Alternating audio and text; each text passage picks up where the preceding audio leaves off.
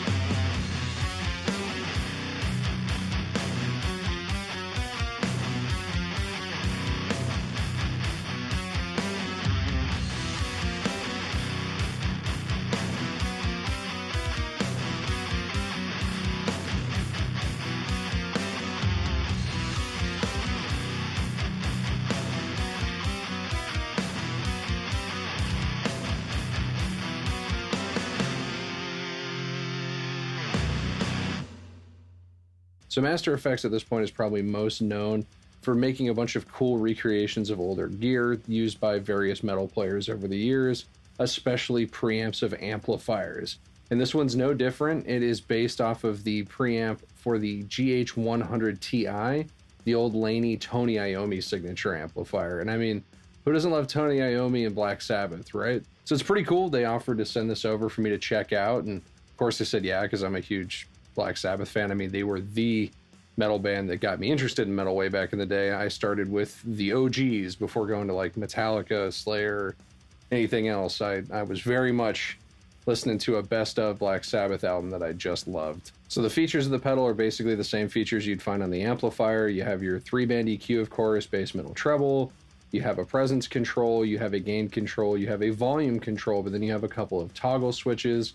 One is a bright toggle, and then another one is a bass toggle. And they actually kind of remind me just in how they respond and work.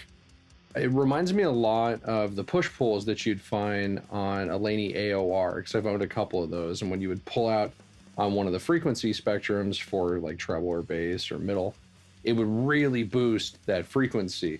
And that's kind of what these feel like. Like when you have the bass, switch not activated, it's actually a lot thinner. A lot tighter of an amplifier too if you were going to boost it, but it's definitely less saturated. Same with the bright switch, and if you boost both of them, you just get this huge oversaturated kind of wall of sound thing. And I almost think that that's probably what Tony was going for, because while I've never really actually played his amplifier in person, I do know that he did use Laney AORs for a little while in the 80s when they'd come out. So Maybe he had liked that, I don't know, but it definitely feels like it's taken some inspiration from those old AORs. So those were all the features. It's not a super complicated pedal, as the amplifier in itself is not super complicated. Let's actually hear this outside of a mix. I'm going to be running the pedal directly into the effects loop return and power amp section of my Freeman BE50 Deluxe. And then that's going to be going directly into my Two Notes Captor X, which has my own personal blend of a DV77 and VM1265 speakers. It's mostly a DV77, and if you dig it, you can actually download it below. I have a Dropbox link now if you want to check it out. And I'm going to be plugging into this with my Warpig guitar, which has a Seymour Duncan P-rail in it, and since, you know, Tony Iommi's all about the P90s back in the day, I put this in P90 mode for the demo. I thought that would be an extra kind of cool little nod. And one other thing that I did for the higher gain stuff, and you'll see this outside of a mix too, is it felt right to boost this because, I mean, Tony kind of was the OG high gain boosting guy. I mean, he hit his old Laney stacks with a Dallas Rangemaster to boost them to get more gain and clarity, and that's just been a staple of metal ever since. And to get the tones I wanted, you kind of, you know, the higher gain stuff, you kind of did need to boost it, which would make sense, I'm sure, because Tony has his own signature treble booster as well now, that he probably built his amp with boosting it in mind to get the tones that he wanted. So I decided to boost this, and I actually have a recreation of a Dallas Rangemaster for Mustard Effects. It's called the Warpig, named after, again, a song from Black Sabbath, because it's very much a nod to Black Sabbath, and it definitely got it there. So we'll hear that with and without outside of the mix, but let's just check it out.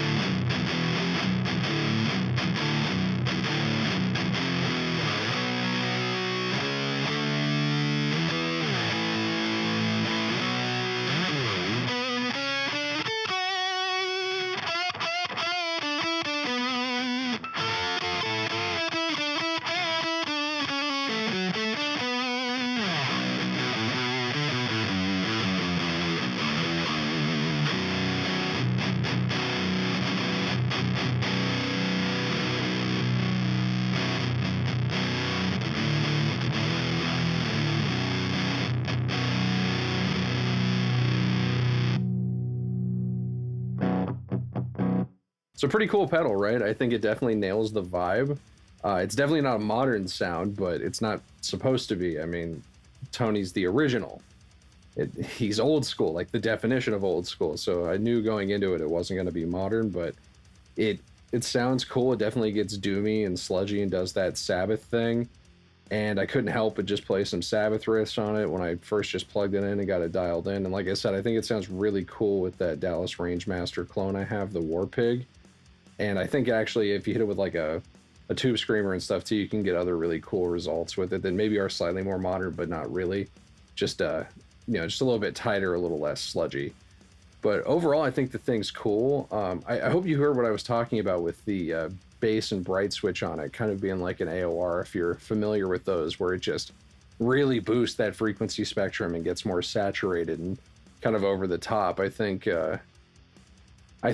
that's definitely a needed addition to this pedal and probably the amplifier. I imagine that it had a pretty similar effect on there since this is based on that. But would like to know your thoughts. I'm going to have a link down below if you'd like to check this out. Thanks for watching. Stay metal.